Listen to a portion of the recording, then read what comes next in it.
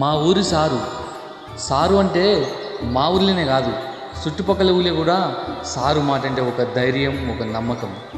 వీళ్ళ తాతల నుండే పెత్తనం అనేది మొదలైంది. కానీ సారుకి పేద ప్రజలపైన పెత్తనం చేసుడు సారుకు నచ్చదు. అందరి మంచి కోరే సారు కుటుంబంలోనే ఒక సిచ్చు రగిలింది. ఆ సిచ్చు ఏందో ఈ చిత్రంలో చూద్దాం. అవునా, ఒక పెద్ద మనిషి పెట్టుకొని మాట్లాడు. గట్టగా ఏంది కొట్టాడేంది రోడ్డు మీద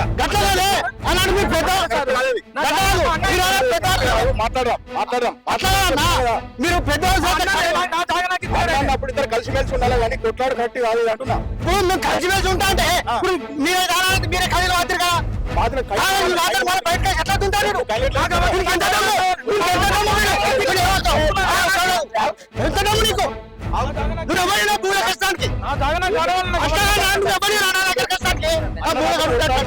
కరెక్ట్ కాదు ఇది అంటే కూర్చుని మాట్లాడుకోరు కానీ పద్ధతి కాదు ఇది.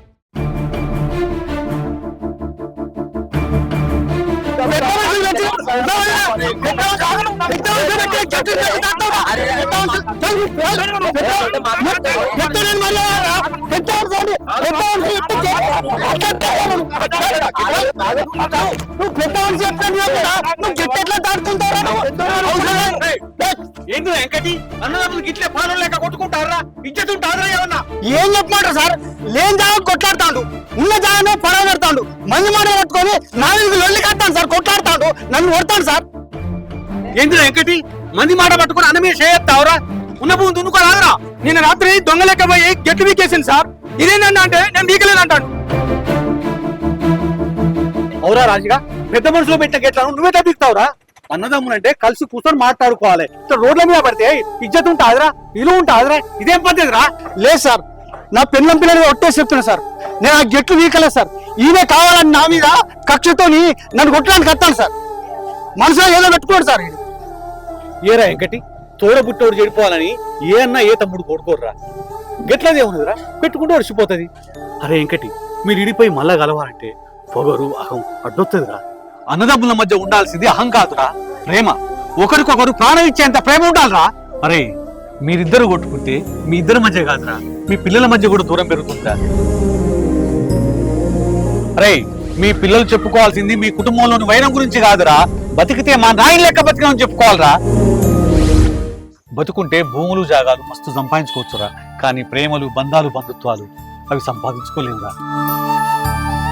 ఇక నుంచి కలిసి ఉంటామని ఈసారికి బాడీర్రి.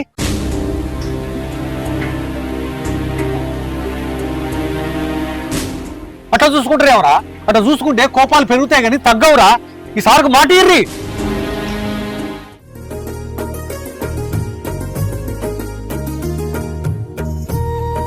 ఇదిరా, మీరు ఇలా కలిసి ఉంటే చాలా సంతోషం. మీరు ఎప్పటికీ ఇలాగే కలిసి ఉండాలిరా. సరేనా? నేను వస్తాను మరి.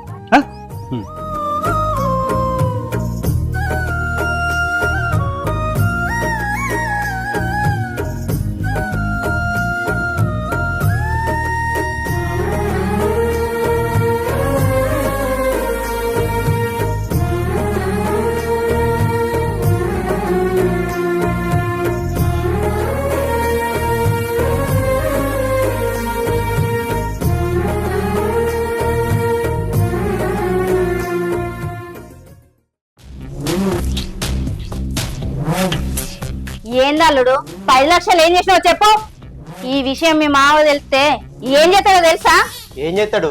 ఇంట్లోకెళ్ళి వెళ్ళగొడతాడు, గంటే కదా. ఏం చేస్తాడు? ఇంట్లోకి వెళ్ళగొడతాడు, గంటే కదనా. మిమ్మల్ని ఇల్లరికం తెచ్చుకున్నది అప్పులు చేయడానికి కాదు, ఆస్తులు సంపాదించి మమ్మల్ని చూసుకోవడానికి. అండగా మా ఉంటాం కానీ ముందుగా ఆస్తులు వంచమని చెప్పుర్రి మామలు. ఆస్తులు వంచడానికి అవే మీరు సంపాదించిన భూమి జాగాలు కాదు, మా బాపు కష్టపడి సంపాదించిండు. మీ బాపు కష్టపడి సంపాదిస్తే అవి ఎన్నటికున్నా మనకే కదా.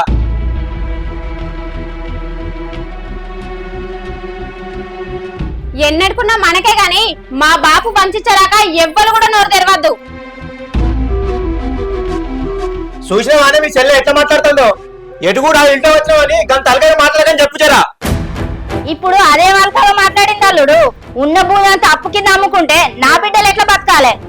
అయ్యో బిడ్డ బిడ్డ బిడ్డ అంటున్నావు. మేము కాదా బిడ్డను? ఇల్లరికి వచ్చినప్పుడు కన్న కొడుకునే చూసుకుంటా అన్నావు.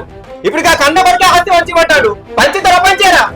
ఇల్లరిక అంటే మీ చుట్టూ సాగరి వేసుకుని కాదు, ఇల్లు మొత్తం హ్యాండ్ ఓవర్ ఉండాలని చెప్తున్నా. ఊళ్ళో మామలు పెద్ద మనిషి అంటారు తప్ప మాకు పెద్దగా గౌరవం ఇస్తలేరు. గౌరవం అనేది మనిషిని చూసి ఇయ్యరు, మనిషి మాటను చూసి ఇస్తారు.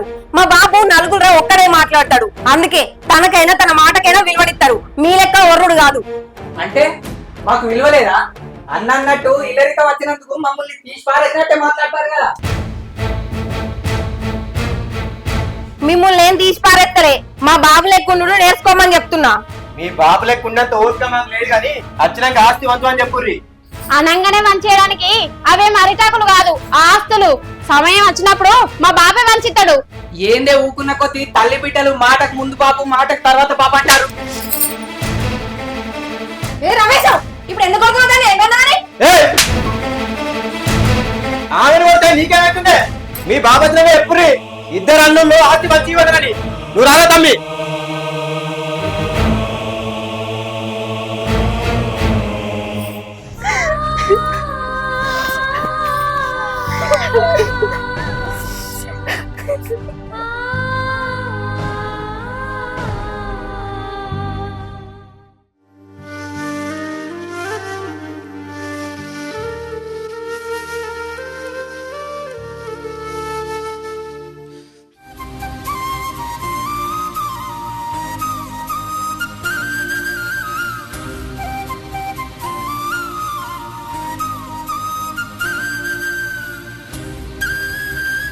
కోమల కోమల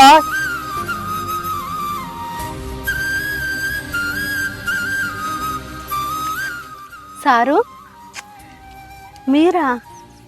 నేను ఆదున్నా సారు. తల్లిదండ్రులకు బిడ్డలు, గురువులకు శిష్యులు ఎప్పుడూ యాదుంటారు బిడ్డ. నువ్వెందుకు ఈ పని చేస్తాను? ఈ పాప ఎవరు బిడ్డ? పాప నా బిడ్డ సారు. నీ బిడ్డనా? నీకు పెళ్లి కూడా అయిందా ఇంత చిన్న వయసులో? ఏం చెప్పమంటారు సార్, మా నాయన నా 10వ తరగతి అయిపోగానే నాకు పెళ్లి చేసి, కానీ నా భర్త తాగుడుకు బానిసై మా బతుకులో నాగం చేసి,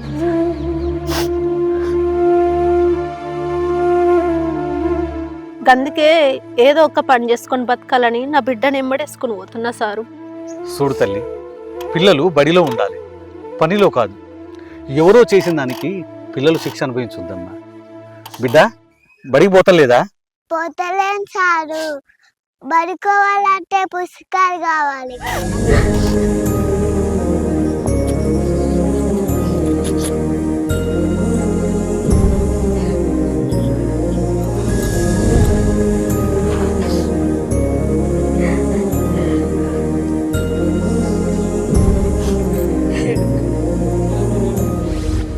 చూడు బిడ్డ, నీ పుస్తకాలకు నేను పైసలు ఇస్తా, బడికి పోతావా? పోతా సారు.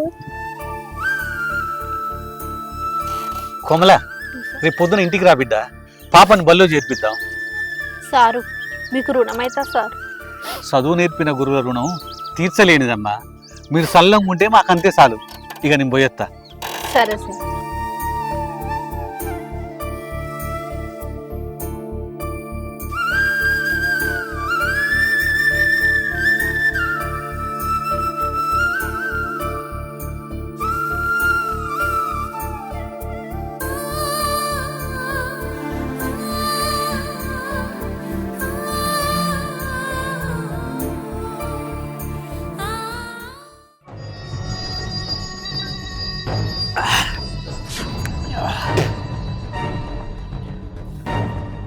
తమ్ముడు, మనం గా ఇంట్లో ఇద్దరం కుక్కిన పిల్లలు బతుకుతున్నావురా.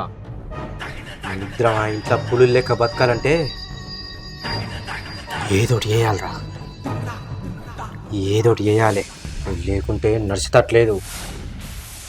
అన్న, మనం పులుల లెక్క బతకాలంటే ఆ ఇంట్లో ఉన్న పులిని ఏదన్నా ఒకటి చేయాలన్నా.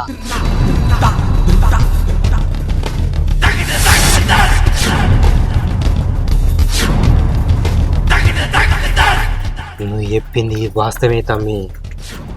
ఇంట్లో అయినా ఊళ్ళో అయినా మన ఆటలు కానీ మన ఆస్తులు కానీ మన చేతిలో ఉండాలంటే మాకు స్కెచ్ పెట్టాలి. సంపేద్దాం. అరే సంపేస్తే 100 రోజులు నిందలు పోయాలి. అదే బతికుండగానే వాడిని చంపేసినాం అనుకో, వాడు కుమిలి కుమిలి కుమిలి చచ్చిపోతాడు. ఆ తరువాత ఆటలైనా ఆస్తులైనా మన పెళ్ళలైనా మన చేతులలో ఉంటారు. మరి మామకు లెవెల్తోనన్నా రంకంట కడదాం. మామ మనులనే కాదుగా, పక్కులల్లో కూడా సంసారే. మన మాట ఎవ్వరు నమ్మరు. సారు కదా మన మామ.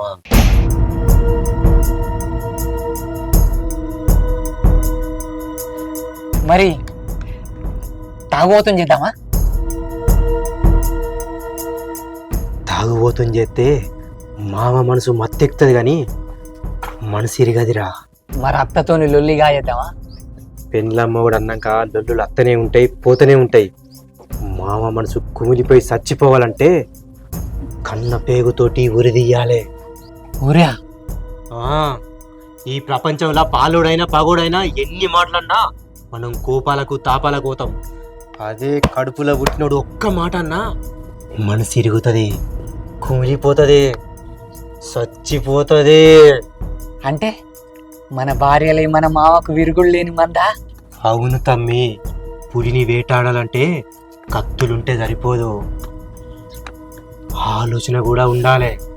మన పెళ్ళాలని మన మామ వీధికి వేసినాం అనుకో, మామ బతుకు మట్టిలో కలిసినట్టే.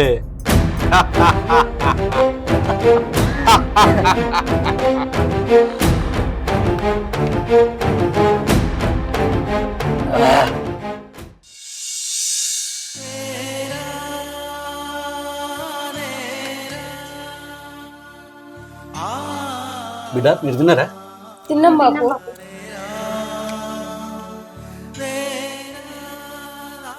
అల్లు లేరు బిడ్డ? పొలం కాడికి వెళ్ళయ్యా.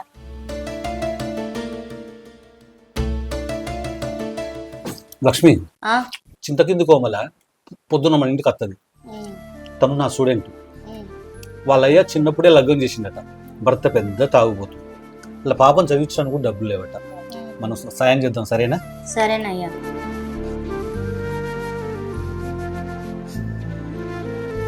బాబు ఏంది బిడ్డ? నీకు విషయం చెప్దాం అనుకుంటున్నామే. చెప్పు బిడ్డ. మేము మా అత్తగారింటికి పోదాం అనుకుంటున్నాం.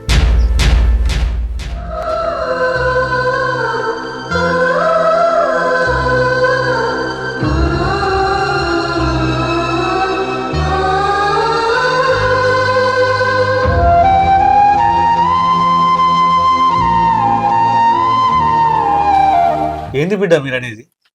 మాకు తోడుకుంటారే కదా మిమ్మల్ని అల్లుని ఇల్లరికం తీసుకొచ్చుకున్నది. అల్లుళ్ళు ఏమన్నా అన్నారా బిడ్డ? ఏ అల్లుళ్ళే మనలే బాపు, మాకే ఎందుకు నచ్చుతలేదే. చూడు బిడ్డ, అత్తగారింటికి ఆడే ఆడపిల్లలు అవ్వగారింటికి ఎప్పుడెప్పుడు పోదామని ఎదురు చూస్తుంటారు. మరి మీరేమో మమ్మల్ని వదిలేసి అత్తగారింటికి పోతానంటే ఏదో బలమైన కారణం ఉండుంటుంది. లక్ష్మి, ఏమైంది?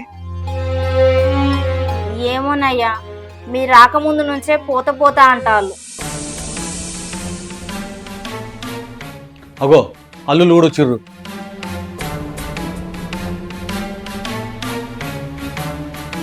అల్లుళ్ళు బిడ్డలు ఏమన్నా అన్నారా? మేము ఏమనలే మావా. అవును తమ్మి, మనం ఏమైనా అన్నావా? ఏమనలే మామ. మరి ఎందుకు అత్తగారింటికి పోతారంటారు? పిచ్చిదానా, గట్లా మారని చెప్తే ఎట్లనే? మామయ్య ఏమనుకుంటాడు? మామయ్యకు కొడుకులు లేకనే కదా మమ్మల్ని ఇల్లరికని తీసుకొచ్చుకుండు. మామయ్య నువ్వు ఇవన్నీ ఏం మనసులో పెట్టుకోకు. మేము ఇంట్లోకెళ్ళి ఎక్కడికి వెళ్ళాం నీ పానం తీసేదాకా. అదే నీ పానం పోయేదాకా ఎటు పోమంటాడు మావా? ఐ మీన్ నీ డెడ్ బాడీకి అగ్గి పెట్టేదాకా. చూసిరా బిడ్డ, అల్లుళ్ళు ఎంత మంచోళ్ళు. మీరు పోతా అని మారం చేయకండి, ఇబ్బంది పెట్టకండి, సరేనా? లక్ష్మి, నేను పొలం కాడికి పోయేస్తా. సరేనయ్యా.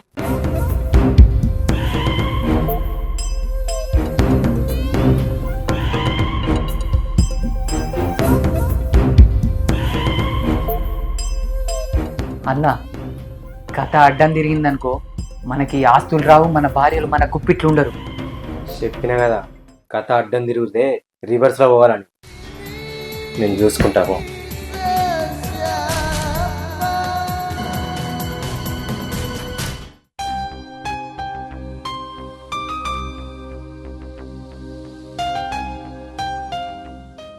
సుప్రియ, నేనేదో ఆస్తి కోసం ఆశపడి గట్లా మాట్లాడింది, నన్ను క్షమించు.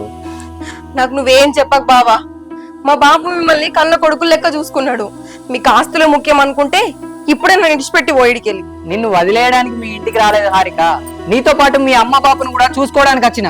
అసంటప్పుడు ఆస్తులే కావాలని ఎందుకన్నావు? బుద్ధి గడ్డి నన్ననే. ఇంకోసారి అట్లానా మామయ్య ఎట్లా చెప్తే గట్టినే ఇంట. అబ్బా ఒక్కసారి నవ్వే. అబ్బా ప్లీజ్ అట్లా బొంగముద్ది పెట్టకే, నువ్వు కోపంగా అస్సలు మంచిగుండవు. ఒక్కసారి నవ్వుతాయి అత్తంది అగ్గ. నవ్వే, నువ్వు నవ్వుతూ మంచిగా ఉంటావే. నవ్వు ఒకసారి.